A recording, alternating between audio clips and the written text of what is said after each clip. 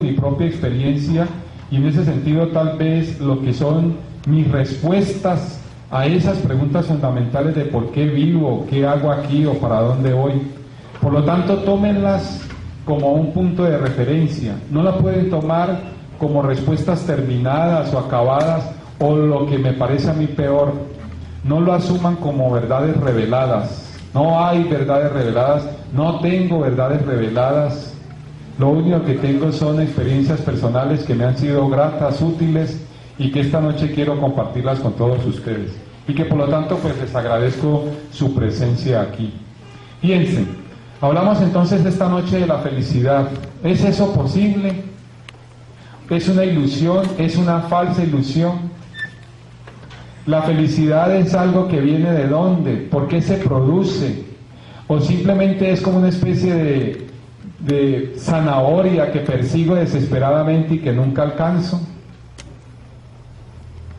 Yo quiero plantearles algunas ideas que me parece a mí pueden darnos puntos o elementos para entender un poco mejor esto de la felicidad.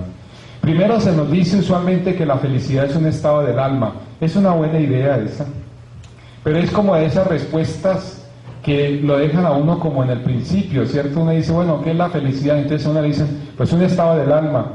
Y dice, bueno, está bien, ¿cierto? Me parece que es un estado del alma, pero ¿y ese estado en qué consiste? Entonces le dicen a uno, pues simplemente es una sumatoria de pequeños momentos de felicidad.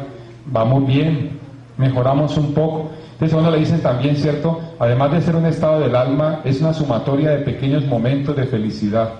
Y uno dice, bueno, estamos como respondiendo a la pregunta de qué es la felicidad, como con la misma felicidad. Eso es una especie de pleonasmo. ¿Hay algo más sobre eso? A mí me gusta mucho una definición, o más bien una metáfora que intenta plantearnos cómo se podría entender la felicidad. El maestro José Marcelli, quien es mi maestro, dice que podríamos intentar una metáfora para entender esto de la felicidad. Dice que la felicidad es algo similar al surfing, o surfing, como quieran. Ese deporte en el cual una persona se apoya sobre una tabla y espera que venga una ola y se deja impulsar por esa ola en un esfuerzo por mantenerse parado sobre esa tabla. Me gusta mucho esa metáfora para entender esto de la felicidad. Fíjense en esto. Si esa metáfora funciona, entonces, ¿qué podríamos entender nosotros como las olas en la vida de un ser humano? ¿Qué se le podría a uno ocurrir que podría interpretarse como una ola en la vida del ser humano? Pues todos esos retos permanentes que la vida nos propone a nosotros. Todo el tiempo la vida nos está proponiendo retos. Algunos a esos retos le llaman pruebas, otros le llaman dificultades, como quieran. A mí me gusta más la palabra retos que problemas o dificultades. Y entonces siempre estamos siendo probados, siempre estamos siendo retados por la vida. Algunos piensan que esos retos tienen como función castigarnos. Somos malas personas, somos mala gente. Los que estudian todo esto, las tradiciones del yoga, dicen, pues ese es un karma, ¿cierto? Usted se le roban el coche, pues porque es un karma. ¿Quién sabe cuántos coches se habrá robado usted en otras encarnaciones y ahora se le robaron el suyo? Yo lo prefiero entenderlo de otra manera. Retos que la vida nos formula. Entonces uno tendría que preguntarse, ¿y para qué o por qué la vida le reta a uno? Ya les decía, no creo que sea para castigarnos. Creo profundamente que la vida nos reta porque a través de las soluciones a esos retos, cada uno de nosotros puede crecer. Es la razón de ser de todo esto, fíjense. Que cada uno de nosotros vaya desarrollando una profunda comprensión de sí mismo, que se manifieste en un crecimiento de sí mismo, o lo que podríamos entender como el desarrollo de una comprensión mayor de la vida. Todos esos retos que la vida nos propone, nos los propone para que nos demos cuenta qué somos, quiénes somos, qué hacemos aquí, por qué estamos aquí. Y por lo tanto no pueden entenderse como un castigo. Entonces, si eso es verdad, ¿cierto? Uno estaría esperando que esas olas vengan para enfrentarlas ¿con qué? Con una tabla de surfing. Yo no sé si a ustedes les maravilla eso, pero a mí me maravilla mucho cómo los chicos se meten en unos líos de esos deportes extremos, ¿cierto? ¿Qué los impulsa a meterse en un deporte de esos? Piensen, para que un chico o una chica de estas aprenda a pararse sobre una tabla, tiene que tragar un montón de agua y salada. Y además, en algunos casos, inclusive hasta arriesgar su vida. Aquí ustedes tienen alguna zona del Pacífico mexicano, por ejemplo, un sitio donde se hacen competencias mundiales de surfing porque se levantan olas muy grandes, de 2, 3 metros, y se cortan por allí con una tabla. Perfecto, ya entendimos lo que son esos retos, las olas. ¿Y qué tengo yo para enfrentar esos retos? Una tabla.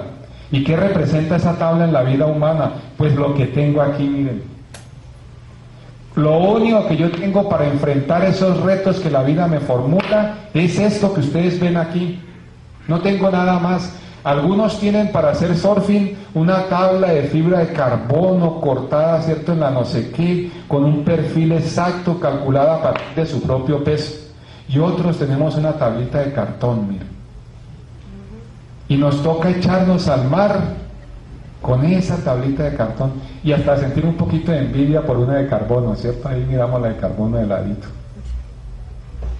Eso es todo. Ah, pero hay un individuo que se para sobre la tabla.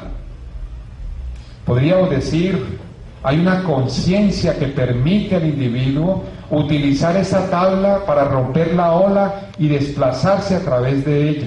Hay una conciencia, es decir, las respuestas a esos retos de la vida que se hacen a partir de lo que tenemos, tiene que hacerse a partir de nuestra propia conciencia. No tenemos más. Por lo tanto, tengo que desarrollar una conciencia que me permita a mí utilizar todo este potencial y a partir de este potencial ser feliz. Es decir, darle las mejores respuestas posibles a todos esos retos que la vida me da. Es muy fácil frente a los retos que le formula a uno la vida pararse en uno de los dos extremos, ¿cierto? Decirle a todo que sí o decirle a todo que no. Y eso es lo que usualmente hacemos. Para no complicarnos mucho la existencia, entonces todo lo que viene de afuera le digo sí o le digo no. ¿Qué es lo que nos exige realmente? ¿Cuál es la respuesta correcta a una circunstancia, a una situación? ¿Cuál es esa respuesta? Eso es lo que requiere conciencia, darme cuenta de cuál es esa respuesta. De eso es lo que vamos a hablar esta noche. Y si ustedes me entienden esa metáfora, me doy por bien servido. Y si no me entienden, también. Así que no hay problema.